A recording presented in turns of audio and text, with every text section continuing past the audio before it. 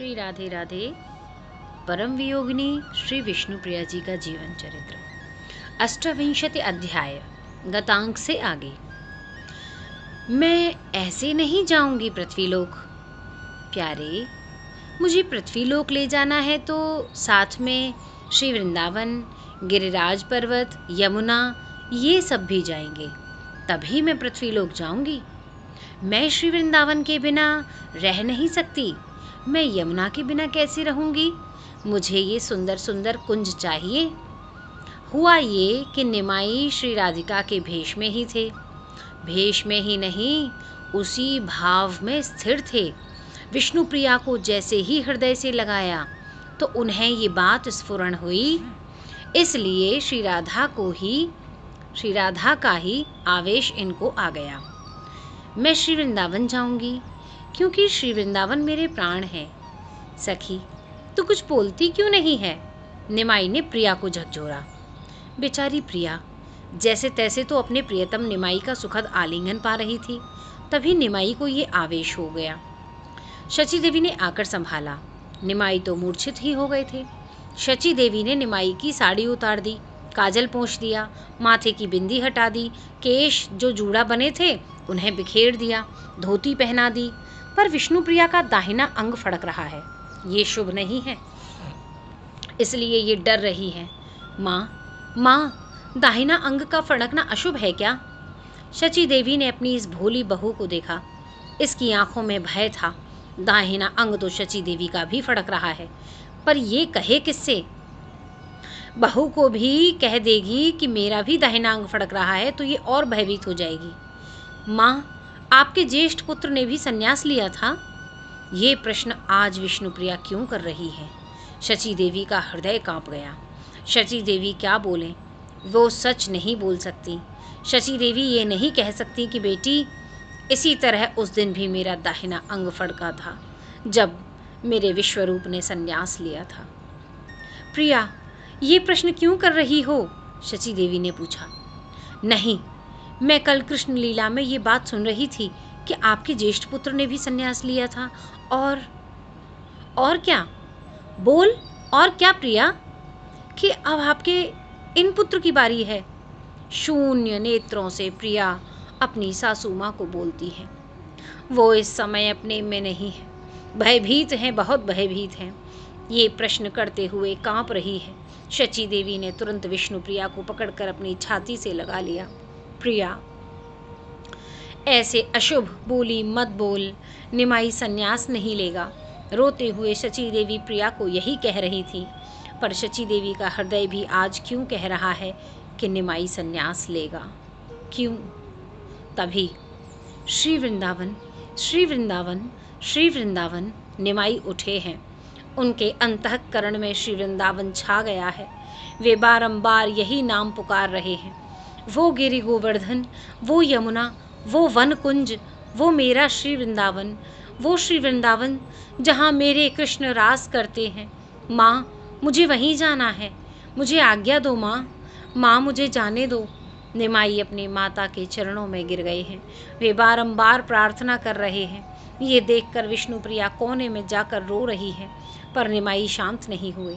मुझे अब श्री वृंदावन भेज दो, मुझे अब श्री वृंदावन जाने दो, निमाई की यही रट है। संभालती हैं शची देवी, पर हा वृंदावन कहते हुए निमाई फिर से मूर्छित हो जाते हैं। रात्रि की वेला हुई। संकीर्तन आज मुरारी गुप्त के यहाँ है। ये भी निमाई के परम भक्त हैं। मुरारी गुप्त के यहाँ भक्त लोग जुटने लगे थे, पर निमाई नहीं आए तो मुरारी स्वयं गए।